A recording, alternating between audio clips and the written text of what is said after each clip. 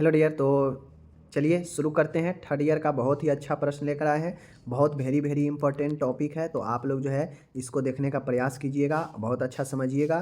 क्योंकि आज हम लेकर आए हैं लेबर और लेबर के स्टेजेज और किसी एक लेबर के स्टेज यानी अवस्था के बारे में विस्तृत से चर्चा भी करेंगे, जो कि आपके एग्ज़ाम के लिए काफ़ी खूबसूरत है। ठीक है, चलिए शुरू करते हैं। जो भी थर्ड ईयर के हैं आपका वीडियो आता रहेगा, आपसे कोशिश है रेगुलर आता रहे और आप लोग पढ़िए समझिए। जो भी स्टेट के हैं आपके लिए काफ़ी यूजफुल होने वाला है ये रिवीजन। बाकी जो लोग कंप्लीट पढ़ाई करना चाहते हैं 2022 से 23 के लिए, तो उनके लिए प्लेलिस्ट हम आपके सब्जेक्ट वाइज बना चुके हैं, जिसमें 2022 से 23 भी लिखा होगा सब्जेक्ट के आगे।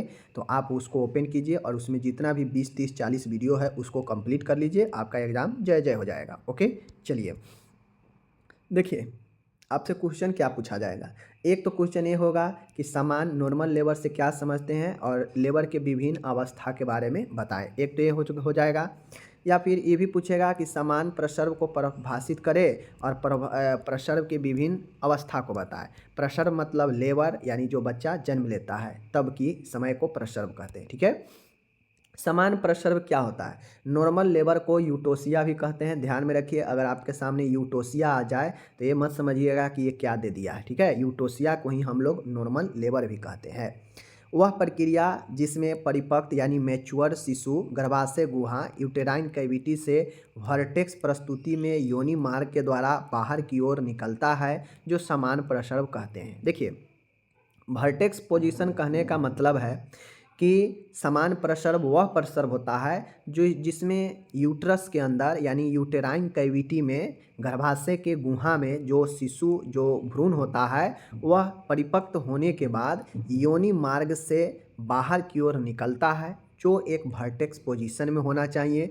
और इसी को हम लोग समान प्रसर्व नॉर्मल लेबर कहते हैं। नॉर्मल लेबर में कहीं से कोई दिक्कत ना हो, न पोजीशन में दिक्कत हो, न बच्चे के मैच्योरिटी में दिक्कत हो, तो जाके उसे नॉर्मल लेबर कहते हैं। अगर बच्चे के मैच्योरिटी में कमी हो, समझ गए, या फिर पोजीशन गड़बड़ हो बच्चे का जन्म का, तो वह फिर नॉर्मल लेबर नहीं माना जाता है। नॉर्मल लेबर के मतलब होता है सब कुछ बढ़िया। ठीक है, यह प्रक्रिया अंतिम मासिक चक्र के प्रथम दिन से 280 दिनों के बाद संपूर्ण होती है। मतलब नॉर्मल लेबर होने की जो संभावना होती है वह आपके जो आखिरी बार जो मेंसेज आया रहता है फीमेल के, उस आखिरी बार के जो मेंसेज होता है उसके प्रथम दिन के मेंसेज से लेकर 280 दिन तक के बाद जो है यह संपूर्ण होती है। मीन्स यह लेबर पूरा होता है, उसी को हम लोग नॉर्मल लेबर कहते हैं। ठीक है, यानी अगर आपके प्रथम जो आखिरी बार जो मेंसेज आया था उसके प्रथम दिन से लेकर 280 दिन अगर आप ऐड कीजिएगा तो यह संभावित प्रसर्व भी बन जाएगा आपका आगे होने का। ठीक है, आगे चलिए। नॉर्मल लेबर समझ गए आप लोग, आगे चल।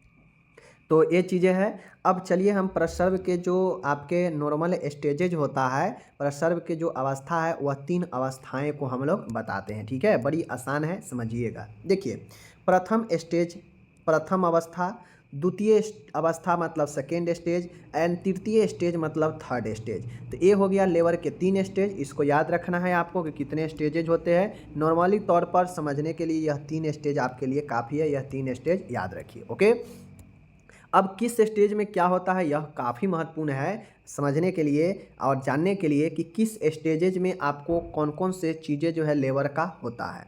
प्रथम अवस्था फर्स्ट स्टेज, यह अवस्था डिलीवरी के यानी लेबर के प्रारंभ होते ही शुरू हो जाती है। ठीक है, प्रथम अवस्था का मतलब ही है फर्स्ट स्टेज का कि जैसे ही प्रसर्व आपके प्रारंभ होते हैं यह फर्स्ट स्टेज शुरू हो जाता है। यह अवस्था यूट्रस की दर्दयुक्त संकुचनों से प्रारंभ होकर सर्विक्स के पूर्ण विस्तारण फुल डिलेशन तक रहती है। मतलब फर्स्ट स्टेज में एक महिला जब बच्चे को जन्म देने के कंडीशन में आ जाती है तो उसी समय से फर्स्ट स्टेज शुरू हो जाता है। और इस फर्स्ट स्टेज जब शुरू होता है तो पता चलता है कि महिला में काफ़ी दर्दनाक दर्द शुरू होता है और कंट्रैक्शन यूट्रस में प्रारंभ हो जाता है और जो सर्विक्स होता है पूर्ण रूप से खुल जाता है, सर्विक्स का रास्ता बच्चे को बाहर आने के लिए। तो यह प्रथम स्टेज में होता है।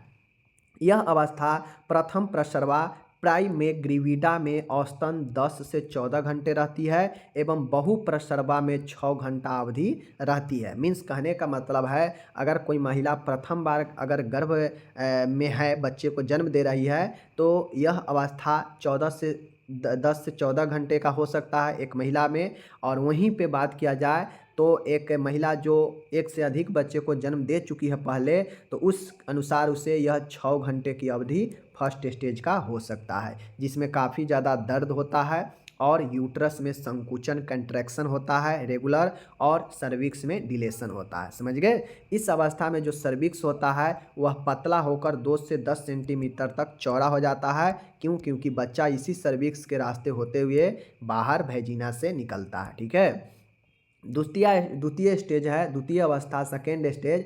इस अवस्था को एक्सपल्सिव स्टेज भी कहते हैं। एक्सपल्सिव मतलब शिशु का निकासन। यह अवस्था ग्रीवा के पूर्ण विस्तारण से प्रारंभ होती है तथा शिशु जन्म होने पर ही समाप्त हो जाती है।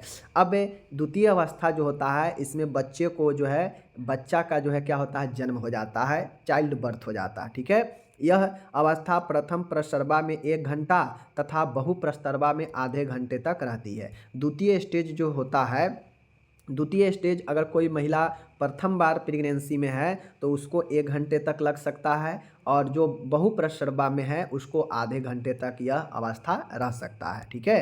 तो यह द्वितीय अवस्था हो गया।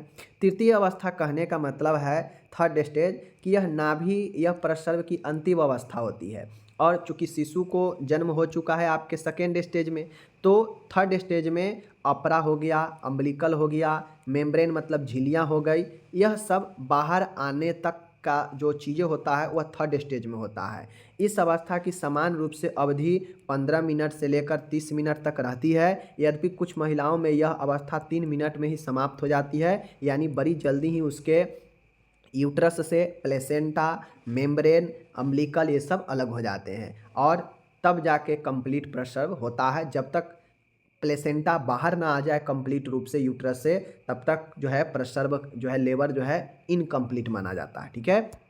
तो प्रथम स्टेज में क्या होता है, सर्विक्स का डिलेशन होता है। बेसिकली जाने जाए, दर्द के साथ सर्विक्स का पूर्ण डिलेशन होता है।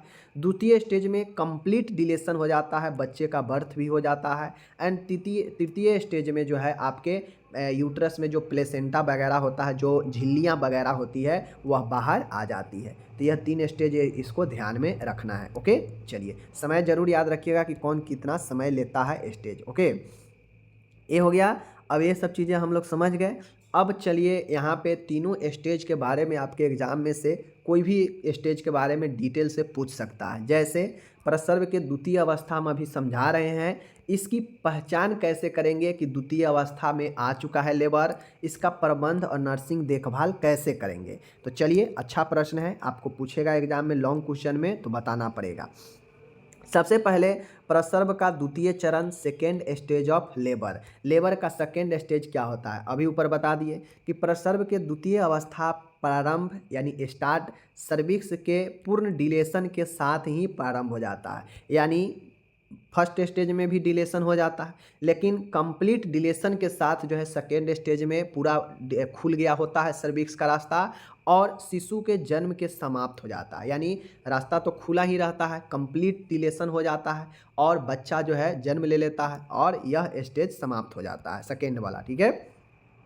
इस प्रक्रिया में, मतलब इस प्रोसेस में, सेकेंड स्टेज में शिशु के बाहर निकलने तक होने वाली प्रक्रिया को ही प्रसव का द्वितीय अवस्था कहते हैं। अब ये जो प्रोसेस होता है, जैसे ही बच्चा बाहर निकल जाए, जन्म ले ले, तो यह प्रक्रिया जो है द्वितीय अवस्था कहलाता है। ठीक है। प्रसव की इस अवस्था में गर्भाशय के संकुचनों की क्षमता, शक्ति, उनकी बारंबारता यानी फ्रीक्वेंसी तथा उसके समय में वृद्धि होती है, और अंततः शिशु का जन्म होता है। आपको पता होना चाहिए कि बच्चे को जन्म लेने के लिए यूट्रस से बाहर, सर्विक्स से बाहर निकलने के लिए एक महिला के अंदर जो यूट्रस है उसका कंट्रैक्शन, संकुचन होना बहुत ज़रूरी है। अगर संकुचन नहीं होगा यूट्रस में तो बच्चा को प्रेशर नहीं देगा, प्रेशर नहीं देगा तो बच्चा वो बाहर की तरफ नहीं धकेल पाएगा, और वो बच्चा बाहर की तरफ नहीं आ पाएगा। तो सेकेंड स्टेज में जो है आपके गर्भाशय के संकुचन जो है निर्भर करता है कितना देर है, कितना तेज़ी से आ रहा है, कितना फ्रीक्वेंसी के साथ में है, यह जो है आपके समय में वृद्धि और कमी कर सकता है बच्चे को जन्म में। अगर किसी महिला का यूट्रस काफ़ी ज़्यादा अच्छा शक्ति के साथ कंट्रैक्शन में है, संकुचन में है, तो वह काफ़ी अच्छे से प्रेशर देगा बच्चे को और बच्चा जो है बहुत आसानी से समय रहते हुए बाहर निकल जाएगा, जन्म ले लेगा। लेकिन किसी को अगर यूट्रस कंट्रैक्शन में प्रॉब्लम हो, सही से कंट्रैक्शन ना हो, कभी कंट्रैक्शन हो कभी बंद हो जाए, तो इस कंडीशन में जो है समय लग सकता है, वृद्धि कर सकता है, ठीक है। और अंततः शिशु का जन्म हो जाता है सेकेंड लेबर में। तो ये आप समझ गए। चलिए अब यहाँ पे प्रसव के द्वितीय चरण में शारीरिक क्रियात्मक परिवर्तन, फिजियोलॉजिकल चेंज। अब द्वितीय स्टेज में क्या क्या चेंजेज देखा जाता है एक महिला में, शारीरिक परिवर्तन, चलिए देखते हैं। सबसे पहला ये चेंजेज होता है कि सर्विक्स जो ग्रीवा होता है वह काफ़ी ज़्यादा जो है क्या हो जाता है, डिलेशन हो जाता है, मतलब उसमें पूर्ण फैलाव आ जाता है, विस्तार हो जाता है।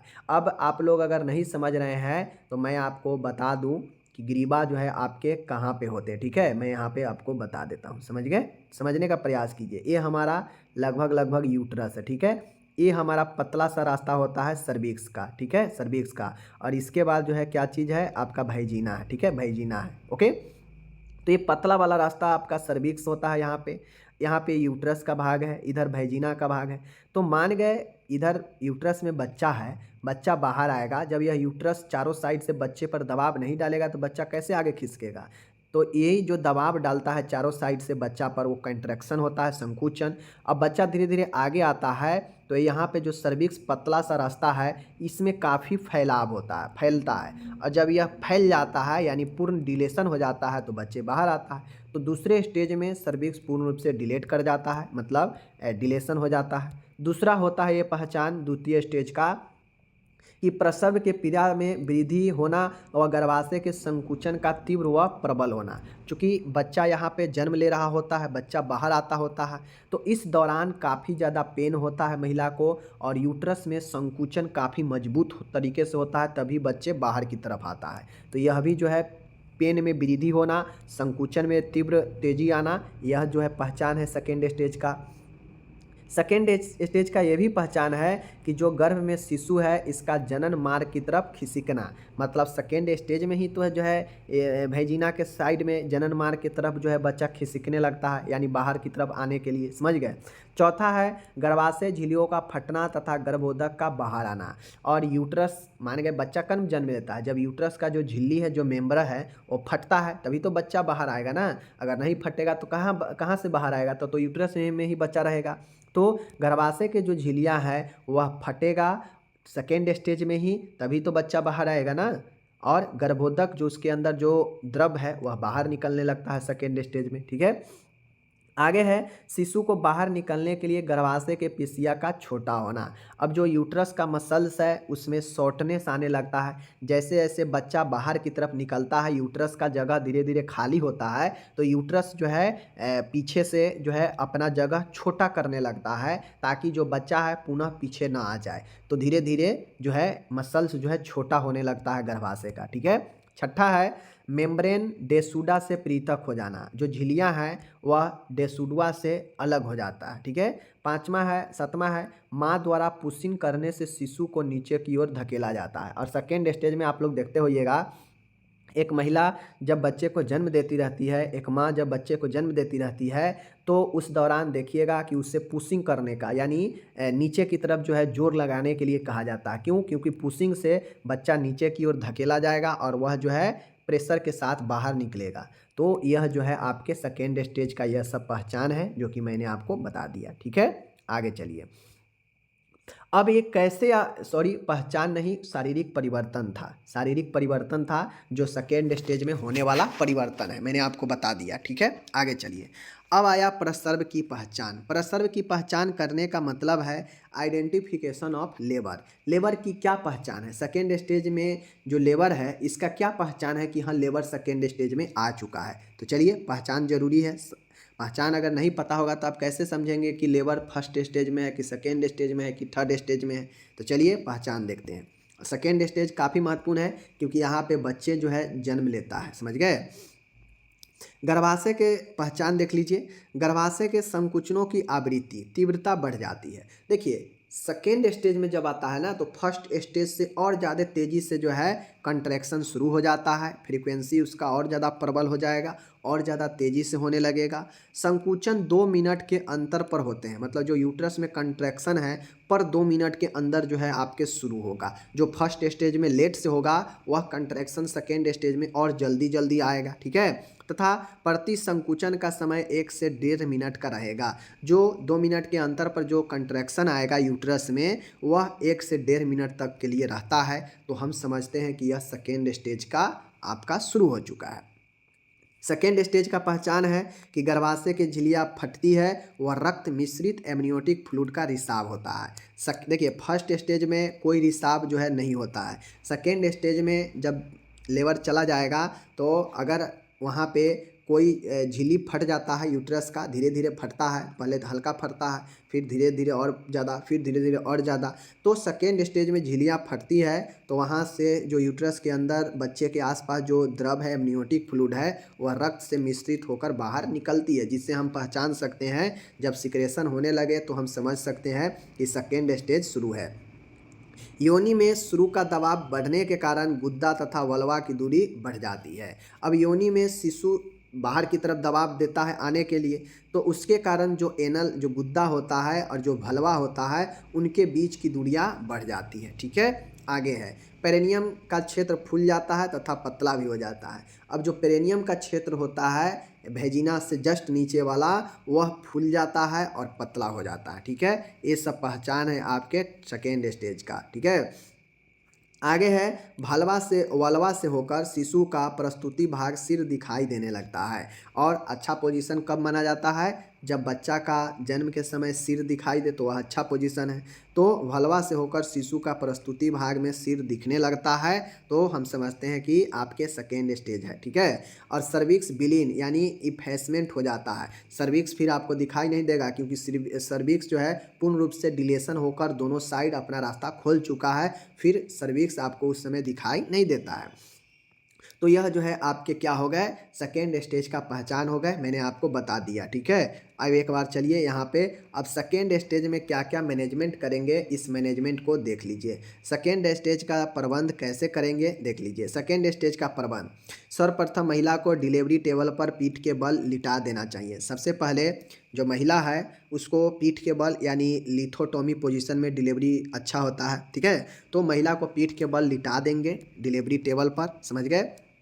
माँ तथा भ्रूण की स्थिति का आकलन कर लेना चाहिए और माँ और बच्चे यानी जो भ्रूण है उसका कंडीशन क्या है उसके असेसमेंट कर लेंगे, आकलन कर लेंगे, ठीक है। और गर्भाशय संकुचन तीव्र होने पर महिला को बल लगाने के लिए कहना चाहिए, ठीक है, ताकि शिशु को बाहर धकेला जा सके। अब जैसे जैसे यूट्रस में कंट्रैक्शन ज़्यादा बढ़े तो महिला को कहेंगे कि आप पुश कीजिए, मतलब बल लगाइए नीचे की तरफ ताकि शिशु को धकेला जाए। तो यह सब प्रबंधन में किया जाता है। चौथा है फीटल हार्ट साउंड यानी एफएचएस को प्रत्येक 5 मिनट पर नोट करना चाहिए। जो शिशु का जो हार्ट साउंड है उसको प्रत्येक 5 मिनट पर नोट करना चाहिए, ठीक है। महिला की योनि की गंभीरता से जांच कर नोट करना चाहिए क्योंकि योनि मार्ग से ही जन्म बच्चा लेता है, समझ गए। मिडवाइफ को देखना चाहिए कहीं कोर्ड प्रोलैप्स तो नहीं है। मिडवाइफ को ये ध्यान देना चाहिए कि जो बच्चे के कोर्ड है नाभि नाल है वह प्रोलैप्स तो नहीं है, ठीक है, इस पर ध्यान देना चाहिए क्योंकि अगर कोर्ड प्रोलैप्स हो जाएगा तो बच्चे के लिए खतरा हो जाएगा, समझ गए। प्रत्येक जांच में बीज संक्रमित तकनीक यानी एसेप्टिक तकनीक का प्रयोग करेंगे, यानी चाहे हम महिला के योनि का जांच करें, समझ गए, या फिर कोर्ड प्रोलैप्स की जांच करें, या फिर जो है फीटल हार्ट साउंड ले, या फिर यूट्रस के संकुचन में देखें और आकलन करें, कुछ भी जांच करें, इसमें बिल्कुल एसेप्टिक तकनीक का ध्यान रखें ताकि संक्रमण महिला या बच्चा दोनों को न हो, ओके। महिला के भलवा क्षेत्र के उचित प्रकार से सफाई कर लेनी चाहिए। जो महिला का वल्वा क्षेत्र होता है उसको अच्छे से सफाई कर लेना चाहिए। प्रसव के समय उपयोगी सामग्री एवं सभी उपकरणों को सर्जिकल ट्रॉली पर क्रमानुसार लगा लेना चाहिए। अब डिलीवरी के समय हो सकता है बच्चा बाहर ना निकले, प्रॉब्लम हो, या बच्चा बहुत ज़्यादा मैच्योर हो गया हो तो जगह कम मिलने के कारण जो है आपको बच्चा नहीं बाहर आ रहा हो तो हो सकता है उस समय सर्जरी की ज़रूरत पड़ जाए। तो सभी सामान हम लोग रेडी रखते हैं ताकि तुरंत ज़रूरत पड़ने पर उसका उपयोग किया जाए। तो सर्जिकल ट्रॉली में क्या क्या होना चाहिए? सबसे पहले लोकल एनेस्थेसिया होनी चाहिए, जैसे जाइलोकॉन, लिग्नोकॉन, ठीक है। कैटगट धागा होना चाहिए, सिलाई की सुइयाँ होनी चाहिए, ठीक है। उसके बाद आपका आता है एम्बिलिकल कॉर्ड काटने वाली कैंची होनी चाहिए, 3 क्लैंप होनी चाहिए क्लैंपिंग करने के लिए, एक नीडल होल्डर होना चाहिए, ठीक है।